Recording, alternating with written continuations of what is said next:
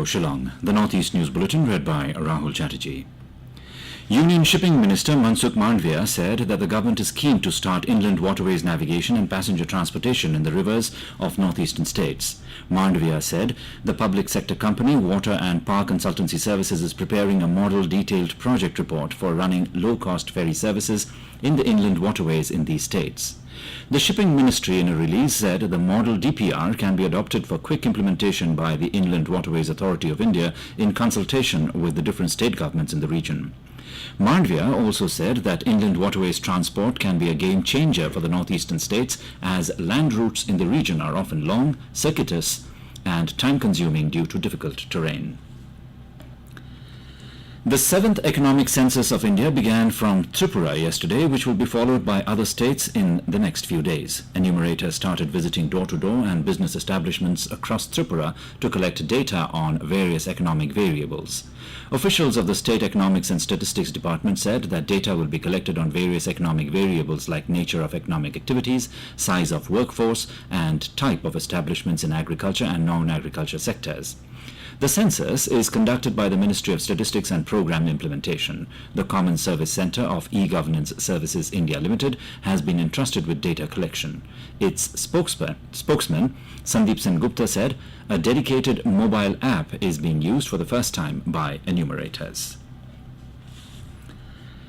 Delegations of various communities called on Assam Chief Minister Sarbananda Sonowal yesterday and submitted their memoranda. Representatives of Sonowal Kachari, Koch Rajbongshi, Missing and Thengal Kachari communities called on Sonowal at the State Assembly. The Sonowal Kachari delegation raised the issue of bringing the community into the ambit of the Cabinet subcommittee constituted by the state government to study the feasibility for including some scheduled tribes of the state in the Constitution's 6th schedule. They also urged the Chief Minister to take necessary action for increasing the constituencies allotted to Sonowal Kachari Autonomous Council from present 26 to 33 for better representation of the community. 3 suspected Jamaat-ul-Mujahideen Bangladesh cadres were arrested in Barpeta district of Lower Assam. Superintendent of Police Robin Kumar told reporters that they had been keeping a watch on JMB activities in view of the upcoming Independence Day. He said that the police received an input about the presence of 3 cadres in Bhawanipur area. The police were successful in arresting Hafizur Rahman. The police seized a country-made revolver and 4 live rounds from him. Following his arrest, police conducted a raid and arrested 2 trained JMB cadres from Koyakuchi area. R.N. Ravi will take oath as the 20th Governor of Nagaland at Raj Bhavan Kohima tomorrow. Chief Justice Acting of Guwahati High Court Arup Kumar Goswami will administer the oath of office to the incumbent Governor of Nagaland. A former Intelligence Bureau officer and interlocutor for the Naga peace talks, R.N. Ravi was appointed as the Governor of Nagaland by President of India on July 20.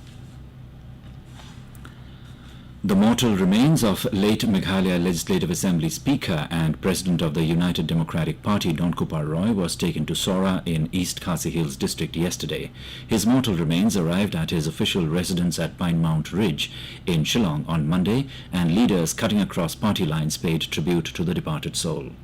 The Chief Minister, Conrad Sangma, along with other ministers, MLAs and others, were present in his residence yesterday.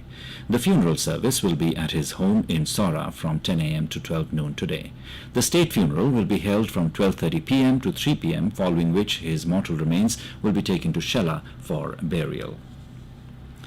And the Department of Administrative Reforms and Public Grievances, in association with Ministry of Electronics and Information Technology, Government of India and Meghalaya Government, will organize the 22nd National Conference on E-Governance 2019 on 8th and 9th August 2019 at Shillong, Meghalaya. This is the first time that the event is being organized in the northeastern region of the country. This conference provides a platform to disseminate knowledge on effective methods of designing and implementing sustainable e-governance initiatives to provide end-to-end digital services, exchange experiences in solving problems, mitigating risks, resolving issues, and planning for success. This was announced in a press conference addressed by Meghalaya Chief Secretary P.S. Thankyu yesterday.